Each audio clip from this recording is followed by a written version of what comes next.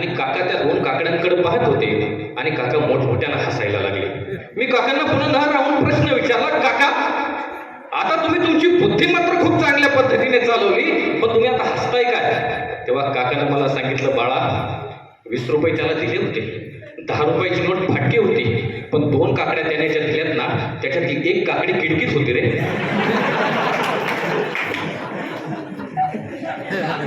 या भिंतींच्या बाहेर मला मायबापांनो सांगायचंय काय, हे नीट लक्ष देऊ नये का, या भिंतींच्या बाहेर अप्रामाणिकतेचा कळस माजलेला आहे. जग तुम्हाला आम्हाला फसवायला तयार आहे. फक्त आणि फक्त या 4 भिंतींच्या या आश्रमाच्या आतमध्ये तुम्हाला आणि मला प्रामाणिकता, निष्ठा, सद्गुरूंची भक्ती हे सगळे गुण आपल्याला इथं पाहायला मिळतात फक्त आणि फक्त या ठिकाणी. मला वाटतं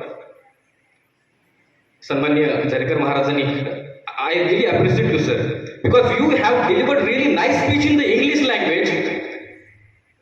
It was really enthusiastic environment.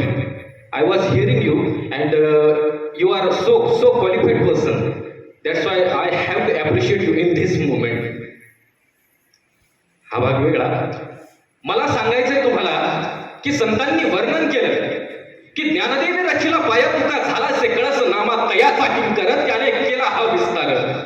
अहो ज्ञानदेवांनी ही भागवत धर्माची पताका, हा भागवत धर्माचा पाया रोवण्याचा प्रयत्न केला आणि जगद्गुरु संत तुकोबाराय त्याचे कळस झाले आणि नामदेवांनी ही भगवी पताका थेट पंजाब पर्यंत जाऊन या भागवत धर्माचा प्रसार केला. आणि मला सांगायला अतिशय आनंद होतो की प्रामाणिकता, निष्ठा, सच्ची भावना या गोष्टी काय आहेत ना, ज्ञानोबांपासून तुकोबांपासून ते नामदेवांपर्यंत आणि आजच्या सर्व संतांच्या पंक्तीपर्यंत आमचे गिरीवर बाबा या संतांच्या पंक्तीमध्ये जाऊन बसले, याचा मला प्रचंड अभिमान वाटतो. खऱ्या अर्थानं सांगायला झालं तर गिरीवर बाबांच्या विचारांची पारायण आमच्या तरुणांमध्ये आज होणं खूप गरजेचं आहे.